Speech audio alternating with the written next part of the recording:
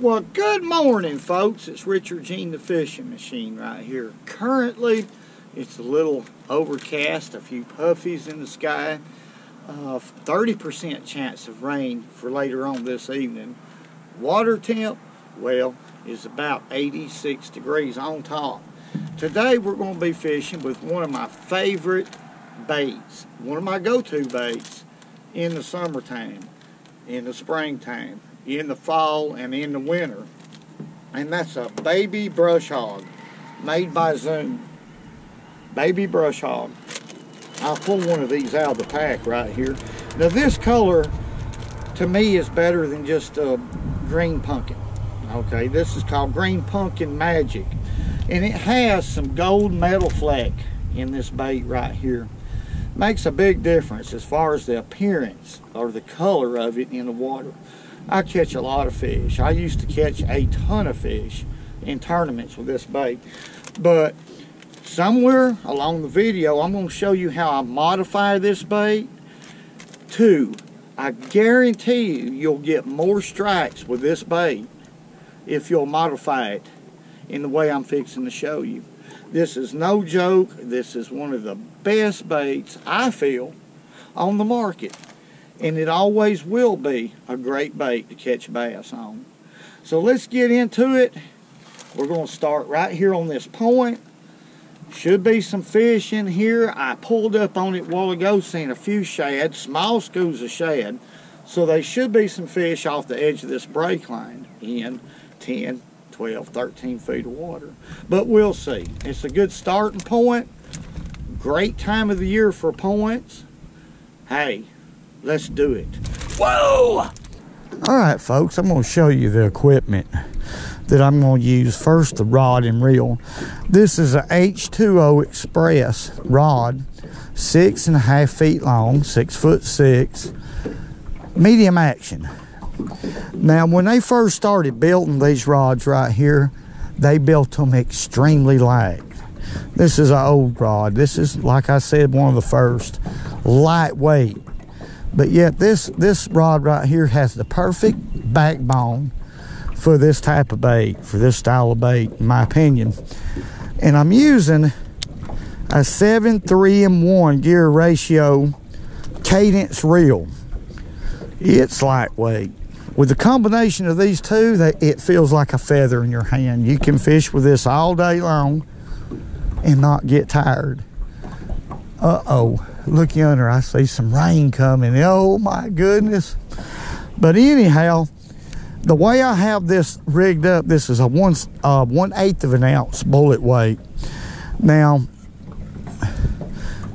I'm going to show y'all how I rig this and why I think it's far more effective. You're going to get more bites by making these couple different, well actually 3 different modifications right here. Now the hook is just a 2/0 EWG Gamakatsu. And if you noticed, I have this weight pegged. It's pegged. But what I do with a rubber band is I leave a space right in between there, and I'll explain that too. Anywhere from 1/8 of an inch to 3/16 of an inch. And I'll explain why. And on the tails right here, I have them dyed just a little bit of chartreuse because this water here is relatively clear. And we're going to get wet here in a minute, but we're going to start fishing real quick. Maybe that thing will blow on out. I don't know. But I'm going to start right here on the break line. It's a drop off. This is a point that comes out.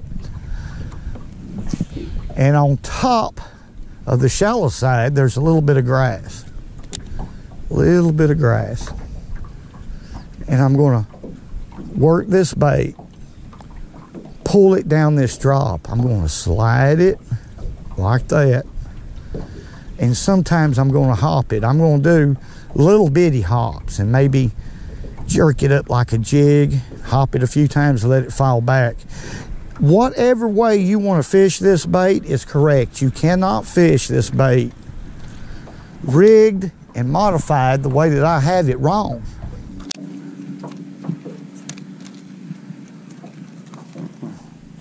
There's fish. My goodness. This is a good one right here. Doggone good one. I got a backlash. I don't get many backlashes, and I was picking it out. And when I got back in contact with my bait, that fish was swimming with it, folks.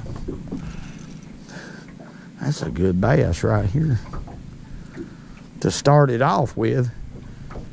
My goodness, he's pulling.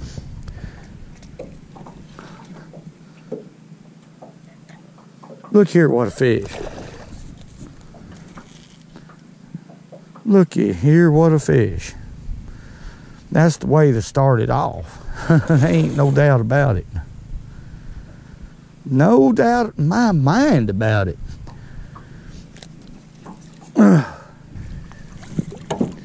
Let's put him in the boat. That's a good one. Well, folks, that's a good bass to start off with. Now, I'm going to tell you, I knew there was some good fish in this area because I circled around in here 2 or 3 times and I found that there was a lot of shad in here. So that means bass. They're scattered, but there's a few bass in here on this break line. Good bass right there. Let's let him go. That's a good fish. He was bleeding there for just a little bit, but he's not no more. I really don't know the reason he was bleeding, folks, because he wasn't hooked really that bad at all, to tell you the truth. But I do know one thing. They will bleed a little bit. In this kind of water, in this hot water, they'll bleed a little bit more than what they will in the fall, spring, and winter. But that fish is fine. But I'm going to get a new one of these, and I'm going to trim it up, show you how I trim it up to improve your bites on this bait right here. Here's my favorite color in a baby brush hog, Green Pumpkin Magic. And this is what it looks like. It's green pumpkin. The only difference between this bait and a green pumpkin is it has black and gold metal fleck in it. But the first thing that I'll do, I want to shorten this bait up so it will look like a crawfish or either a small bluegill. That's what I believe these fish believe it is instinctively. So I'm going to cut it about 1/4 of an inch above those arms right there. Just square off like that. Then you have an option. It really doesn't matter. You can cut these arms off, or you can do like I do. There's a little bit of action when you cut them flush with the bait like that. As the bait's falling, they'll twist a little bit. This is the key right here. Right here is the center line of the bait. You can see a line that's running on either side of the bait. That's where the mold comes together. When they collapse the mold, that's the center of the bait. So I'll take and I'll cut right down that center line like that, all the way up far as I can. Then I'll have to distance on this side, and I'll split it all the way up far as I can. Then I'll do this side the same way. This will increase your strikes. This will double your strikes right there. What you have is 4 different deals right there that when, and then I'll do the other side the same way. Let me just go ahead and do the other side the same way so I can explain exactly to the T what I'm talking about. Okay, now before I explain what it does, I'm going to go ahead and show y'all something. This is another little trick, or I believe it is. It helps me get more bites. This is chartreuse spiket, garlic scented, so you got to be careful with it. You'll get it all over you, all over your boat.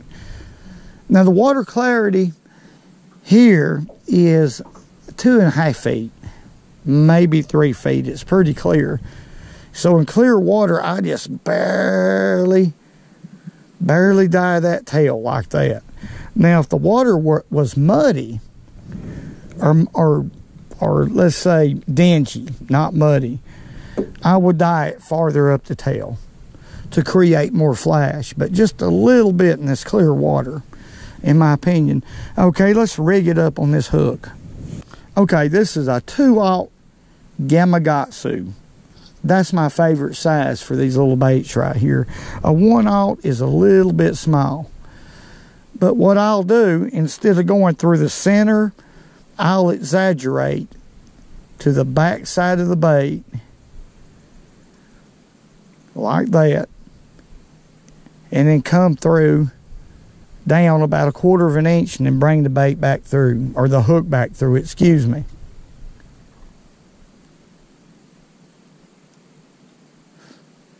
And it don't matter if that line tie is showing a little bit or not. It don't make any difference, folks.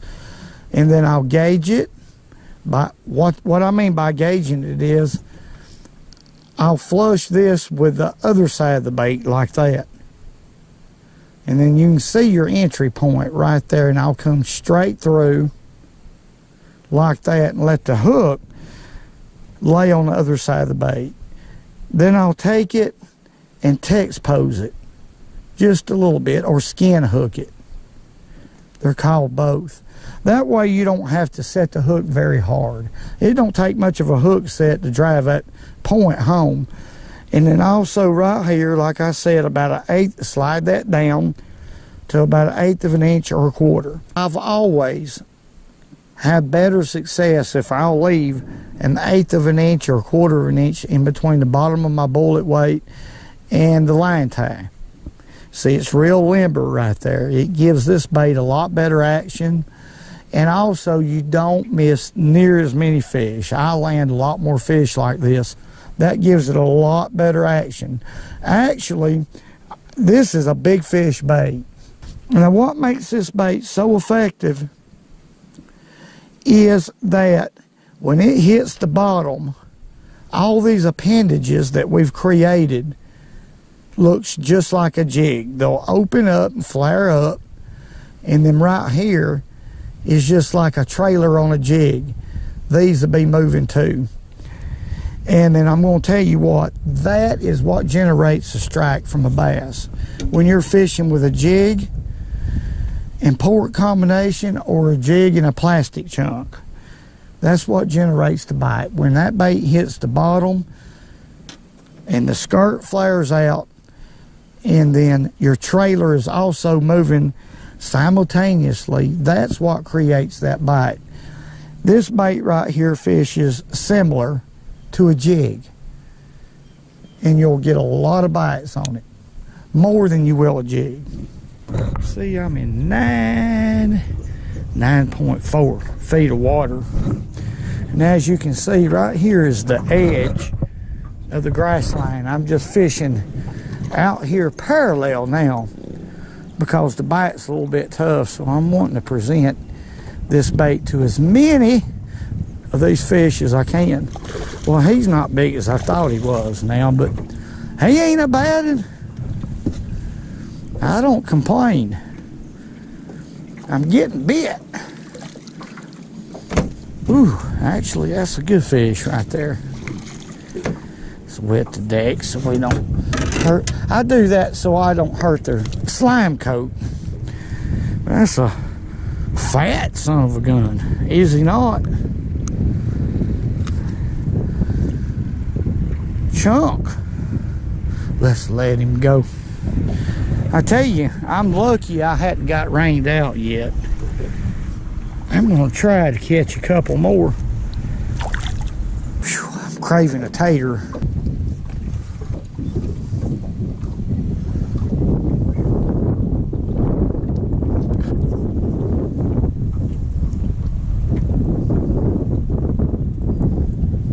Oh my. There we go. Yeah, that one tried to sneak up on me. The wind is really blowing this boat around. I'm having a hard time controlling it, but I tell you, if you got a light boat, always head, folks, in my opinion, and to the wind. Not a big bass, but he's nice. Come on in here, boy. That's a dark fish. He's been down in that vegetation. He hadn't been roaming on the outside edge. That one's been in the vegetation. All right. Well, at least we're catching fish. That's what the sport of fishing is all about, is catching fish. So let him go. I don't want to eat it. Look behind us right here, folks. Y'all see that? Look at there. Those look like skipjack herring, is what they look like. They're not very big. They could be little bitty largemouth. I don't know, but I'm not after little ones, not really.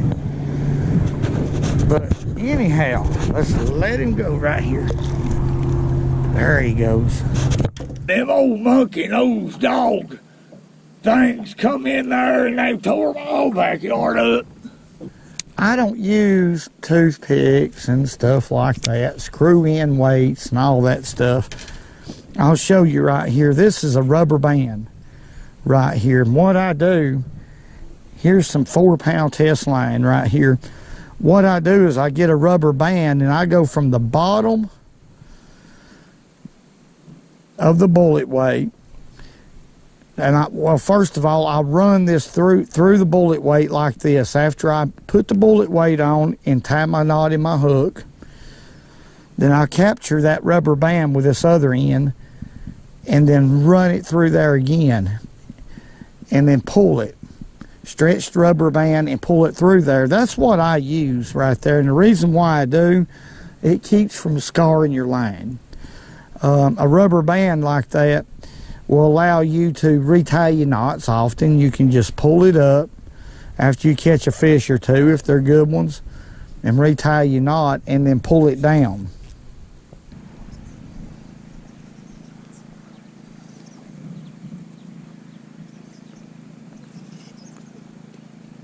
Look here, folks. There's one right there. Oh, that's a little bitty one. God, he moved off like a big fish. It's just a small one right here, but I'm in the same area. Same area. One rule of thumb, well, in my opinion, if you catch a good fish or a fish in the area, don't leave it. Work with it a little bit. See if you can find the key area where these fish are really accumulated. But there's a little bitty, and that's the kind old Elmer Fudd catches. All right, folks, I'm going to shag. I'm going to get on out of here. But I'm going to tell you, I enjoyed it. Didn't get the fish but a couple hours, but I still enjoy it. I consider it a blessing, and I consider y'all a blessing. I want to say thank y'all very much for all y'all do, all the great comments.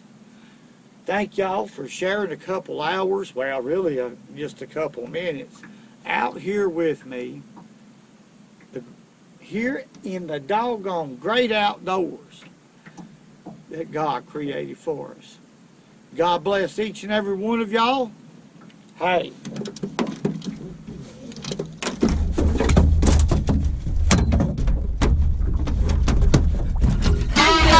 And remember, go fishing when you can, because it's good for you. Whoa, whoa, whoa.